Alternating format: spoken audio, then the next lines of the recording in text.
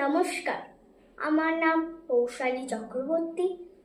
কবিতা পাখির মতো, কবি আল মাহমুদ। আম্মা বলেন পড় রে সোনা, আব্বা বলেন মন দে, পাঠে আমার মন বসে না কাঁঠাল চাপার গন্ধে।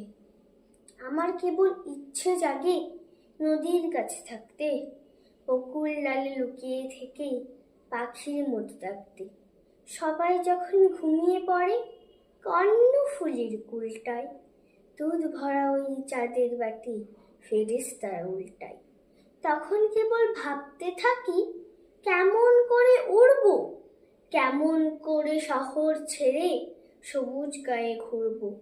তোমরা যখন শিখছ পড়া মানুষ হওয়ার জন্য, আমি না হয় পাখি হব, পাখির মতো বন্য।